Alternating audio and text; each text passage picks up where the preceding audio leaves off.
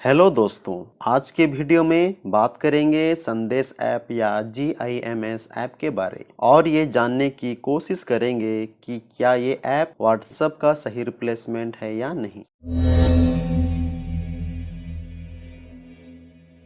Government को public records act 1993 और official secrets act 1923 के तहत गवर्नमेंट ऑफिशियल को सुरक्षित डिजिटल नेटवर्क प्रदान करना आवश्यक है। खास तौर पर सरकारी कार्य के लिए व्यवहार किए जाने वाले मैसेजेस का आदान प्रदान सिक्योर हो, इसके लिए गवर्नमेंट की तरफ से पिछले कई साल से प्रयास चल रहा था। 2019 से गवर्नमेंट ऑफ इंडिया के ministry of electronics and information technology का नेशनल इंफॉर्मेटिक्स सेंटर ऑर्गेनाइजेशन के द्वारा एक स्वदेशी इंस्टेंट मैसेजिंग प्लेटफॉर्म को तैयार करने के लिए मेक इन इंडिया के तहत गवर्नमेंट इंस्टेंट मैसेजिंग सिस्टम यानी GIMS का एक प्रोजेक्ट स्टार्ट हुआ था। पिछले साल मार्च 2020 में कोरोना वायरस के कारण जब लॉकडाउन हुआ था तो मैक्सिमम गवर्नमेंट ऑफिशियल सब वर्क फ्रॉम होम कर रहे थे। तब गवर्नमेंट को इसका सबसे ज्यादा जरूरत महसूस हुआ था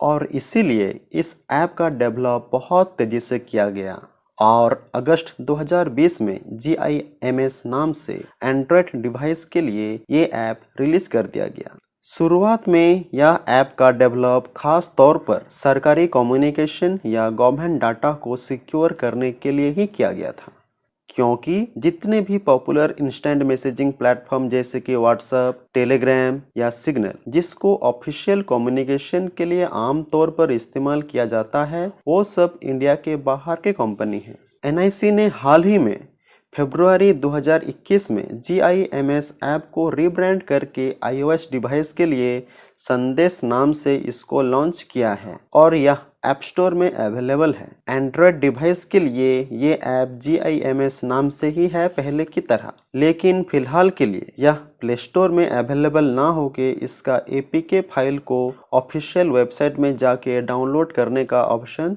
दिया हुआ है। सबसे खास चीज ये रहा कि अब आम यूजर्स भी इसका इस्तेमाल कर सकते हैं।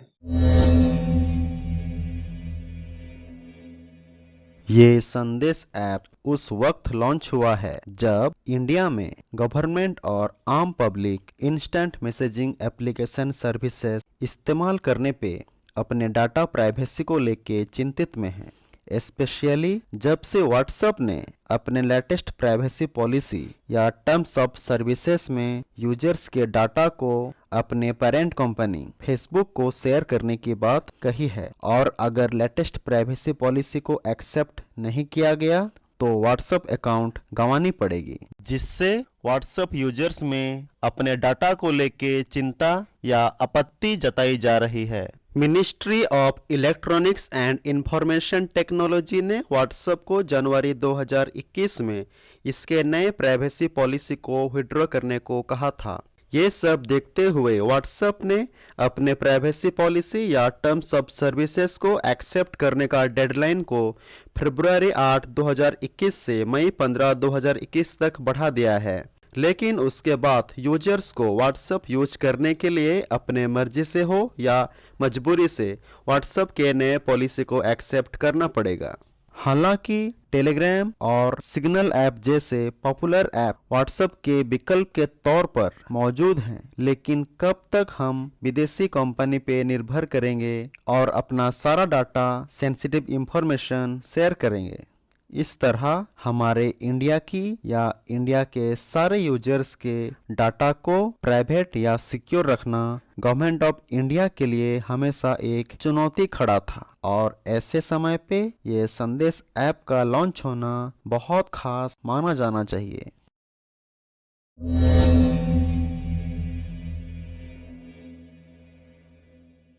गवर्नमेंट ऑफ इंडिया के centre for development of telematics के द्वारा संवाद नाम से दूसरा इंस्टेंट मैसेजिंग प्लेटफॉर्म डेवलप किया जा रहा है, जो कि फिलहाल लॉन्च नहीं हुआ है।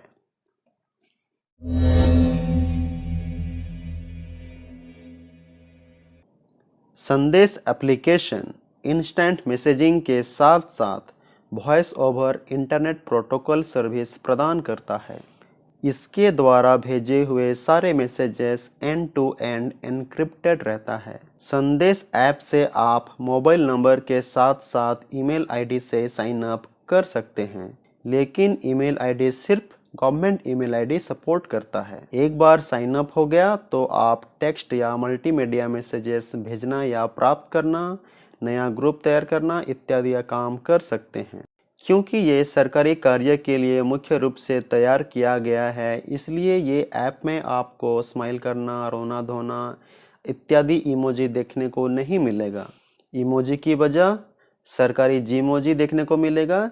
जीमोजी मतलब गवर्नमेंट इमोजी। सरकारी फाइल कार्य में उपयोग होने वाला शब्द का जीमोजी मौजूद है, जैसे कि approved, issue today, re-examine, explanation required इत्यादि।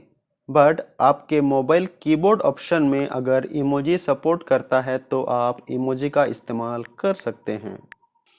एडिशनल सेफ्टी फीचर्स के तौर पर मैसेज भेजते समय इस पे आप 3 टैग लगा सकते हैं। पहला कॉन्फिडेंशियल, दूसरा प्रायोरिटी और तीसरा ऑटो डिलीट। कंप्यूटर से इस एप्लीकेशन को इस्तेमाल करने के लिए संदेश वेब जैसे ऑप्शन दिया हुआ है, परंतु ये सिर्फ गवर्नमेंट ईमेल आईडी से ही साइन अप होगा।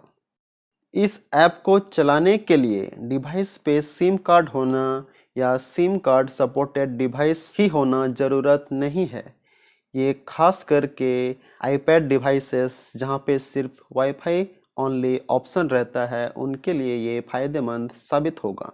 मोबाइल नंबर स्विच करने के लिए लॉग आउट ऑप्शन इस्तेमाल किया जा सकता है।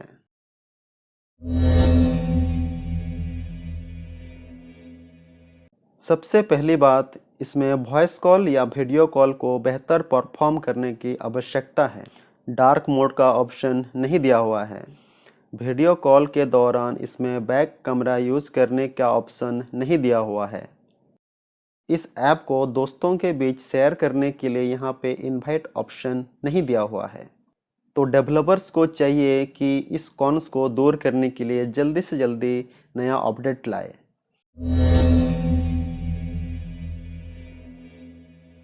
संदेश ऐप को आप मोबाइल नंबर या गवर्नमेंट ईमेल आईडी से साइन अप कर सकते हैं। वेरीफाइड अकाउंट का ऑप्शन मिलता है। ऐप के डाटा को बैकअप करने के लिए आपको यहाँ पे एक्सटर्नल स्टोरेज का भी ऑप्शन मिलता है। संदेश ऐप में आप 200 जन का ऑफिशियल ग्रुप क्रिएट कर सकते हैं। अगर नॉन ऑफिशियल ग्रुप क्रिएट करना चाहें तो यहाँ पे अभी के लिए सिर्फ 50 का ही ऑप्शन है।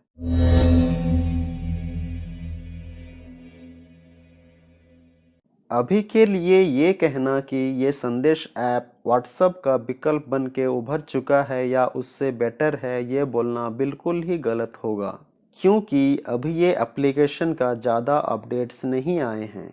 इसमें बहुत सारा बग्स और ऐप क्रैश का समस्या मुख्य प्रॉब्लम है।